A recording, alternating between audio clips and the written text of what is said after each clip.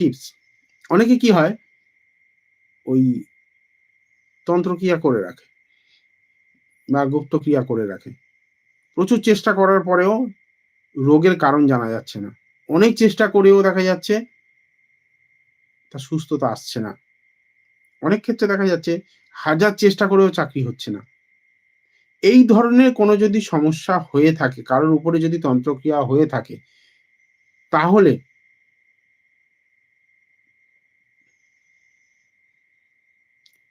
সাতটা রসুনের কোয়া নেবে শনিবার দিন, ঠিক সন্ধ্যার সময় ওই ব্যক্তির মাথার উপরে অ্যান্টি ক্লকওয়াইজ 7 বার ঘোরাবে, নিজের গুরুমন্ত্র বা আরাধ্য দেবতার নাম জপ করে ঘোরাবে। কেউ মা কালীকে ভালোবাসলে মা কালীর বীজ মন্ত্র, প্রণাম মন্ত্র যা মনে হবে করে 7 বার ঘোরাবে। একটা কালো শালু কাপড় নেবে,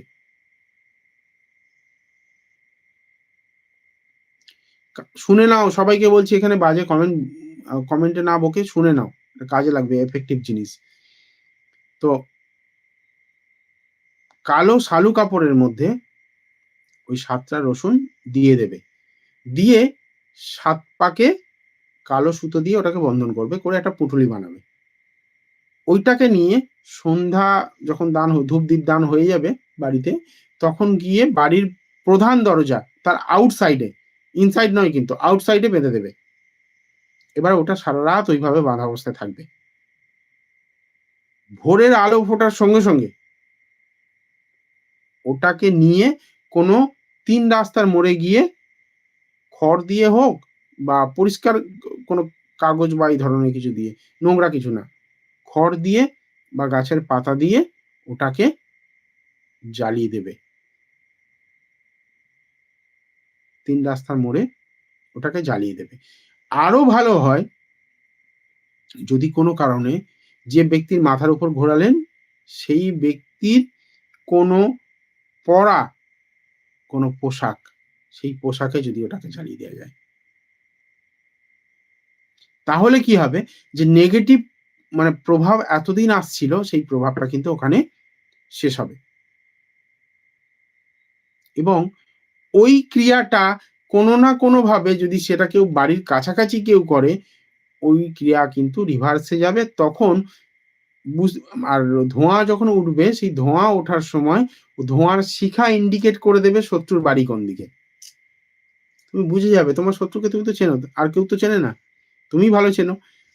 ওই ধোঁয়া দেখবে হাওয়া যেদিকে খুশি চলতে পারে, ওই ধোঁয়াটা যে ঠিক হাওয়ার বিপরীতে হোক বা যে কোনো ভাবেই হোক, তোমার শত্রুর বাড়ি যেদিকে সেই দিকেই ইন্ডিকেশন দেবে।